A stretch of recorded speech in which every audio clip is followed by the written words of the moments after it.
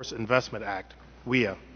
As you know, WIA sought to transform a fragmented employment and training system into a single one-stop system that serves the needs of all job seekers and employers.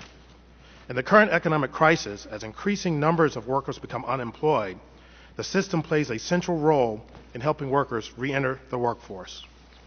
My testimony today will discuss the progress the Department of Labor has made in addressing key areas of concern and what steps Labor has taken to ensure an understanding of what works and for whom in addressing the needs of workers and employers. In summary, Labor has made progress in a number of areas, including addressing concerns regarding performance measurement. In 2005, Labor began requiring states to implement a common set of performance measures for its employment and training programs. The move to common measures helps provide a more complete picture of WIA services and may encourage one-stops to provide services to challenging clients. However, further action may be needed to help reduce the incentive to serve only those who help the one-stops meet their performance levels. Labor has also made strides in improving the accuracy of performance data and states' ability to share unemployment insurance wage records, the primary data source for tracking WIA performance. We previously noted that almost all state officials we surveyed reported that Labor's data validation requirements have helped increase awareness of data accuracy and reliability. Regarding the system for sharing wage records, when we last reported on this issue in 2007, only 30 states were participating, and it was unclear if and when the other states would enter into a data sharing agreement because of confidentiality concerns. Labor has since developed an agreement that addresses those concerns, and currently virtually all states participate in the data sharing system.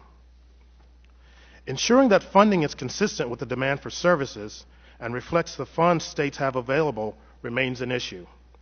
As a result of WIA's funding formulas, states' funding levels may not always be consistent with the actual demand for services. This occurs because formula factors are not aligned with the target populations for these programs. In addition, the allocation may not reflect current labor market conditions because there are time lags between when the data are collected and when the allocation becomes available to states. The formula for the dislocated worker program is especially problematic because it causes funding volatility unrelated to a state's actual layoff activity. Also, Labor's process for determining states' available funds considers only expenditures and does not consider obligations. As a result, Labor's estimate of expenditure rates suggests that states are not spending their funds as quickly as they actually are. Although Labor has taken steps to improve its outcome data, it has only recently begun to study WIA's impact. WIA required an impact evaluation by 2005, but Labor has not made this study a research priority. In an effort to fulfill the requirement, Labor has conducted one evaluation of WIA and has another underway. The study of the adult and dislocated worker programs is now complete, and the agency expects to report on those findings in March 2009. Labor officials expect to begin implementation of the second, more comprehensive study of WIA programs in June 2009. However, the evaluation will not be completed until June 2015.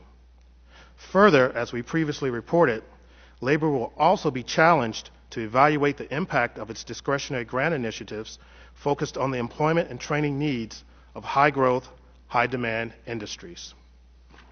In conclusion, Labor has made strides in its efforts to improve the workforce system. However, further action is needed to address certain issues.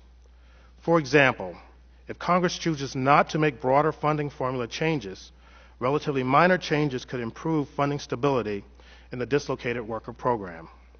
Finally, little is known about what the workforce system is actually achieving.